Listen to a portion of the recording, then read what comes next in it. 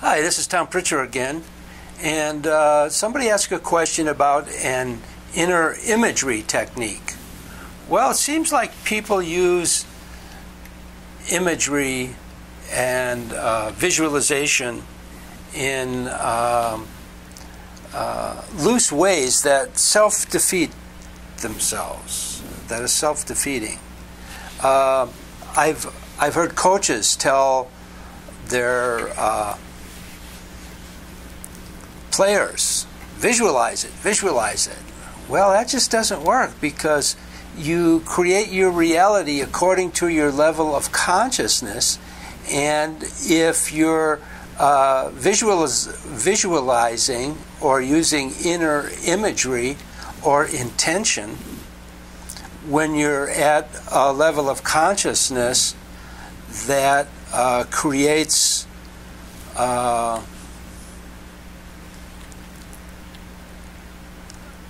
your reality according to that level of consciousness. For example, if you're angry, you really are creating more anger for yourself. So inner imagery is just not so simple to have a good intention or to visualize something or imagine something. And remember, we've talked about sacred place, and I started out that series with a poem by Rumi, and I think that poem again will give us a clue. And the poem by Rumi goes, "Out beyond the ideas of right doing and wrong doing, there is a field. I'll meet you there." It's so beautiful. That field, beyond the ideas of right doing and wrong doing, I call sacred place. In other words, what Rumi was saying is get to that sacred place and then do your work from there. And then we talked about the difference between reality, how you make up your reality and truth. And the way we use language mostly, how we imagine things to be, or our intention,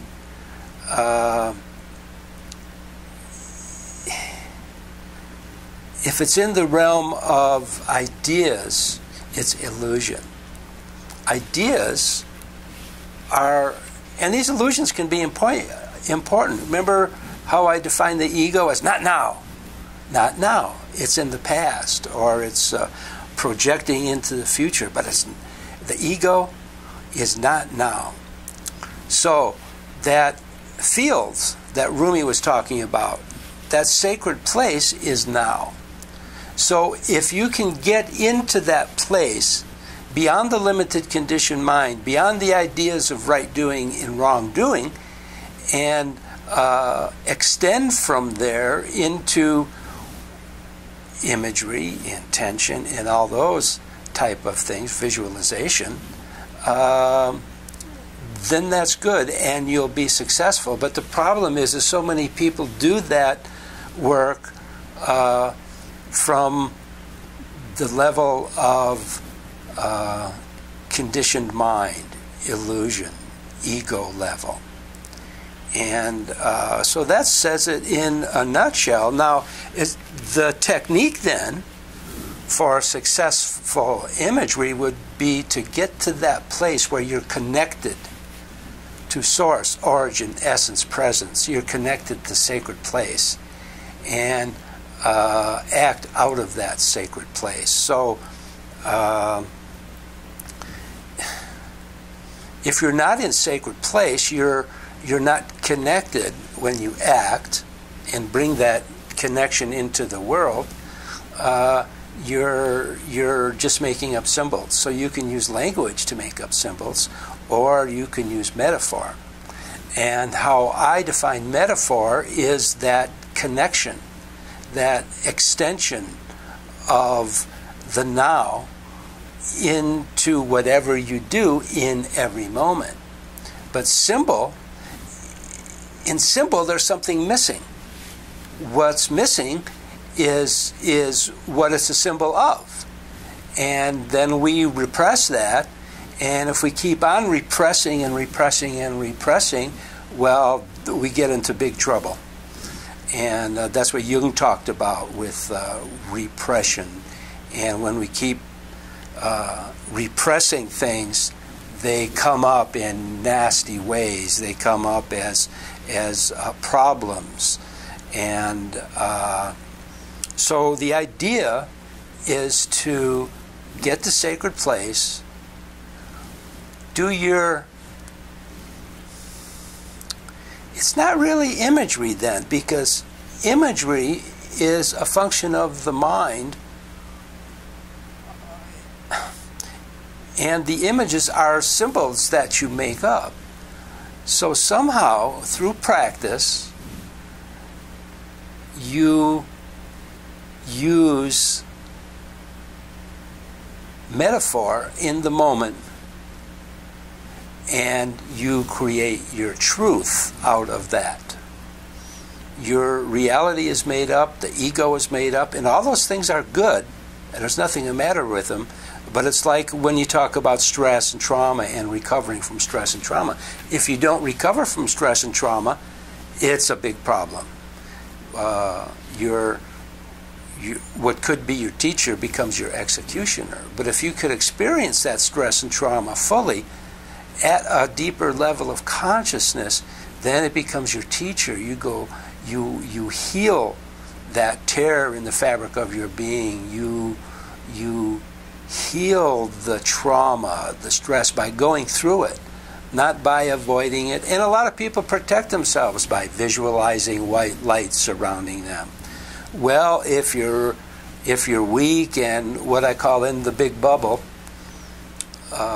not recovered from stress and trauma, and these things controlling you, that's a big problem.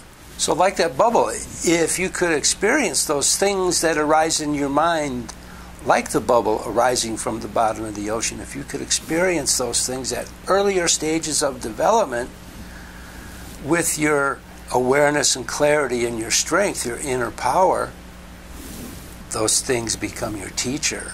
You get stronger by recovering from stress and trauma. So the best technique for what you're answering is basically how do you create your reality? And we've covered that in earlier videos. But my advice would be on how to do it would have to do with the olfactory meditation, which was one of the last videos, and learn how to circulate that energy. And then something awesome happens. And what's awesome is you can create the energy that you want from sacred place by circulating and amplifying the energy of whatever it is you want to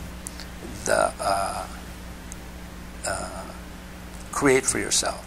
For example, in my classes, when advanced classes, when I would teach the olfactory meditation of circulating and amplifying energy and accessing your light body, what I would do, as an example, would be to teach compassion, is I would generate that energy of compassion, and it would be radiating out into the air, and then people would breathe in that energy of compassion, circulate it and amplify it, and then they would know what compassion is, and they would know how to be compassionate because they would experience that compassion.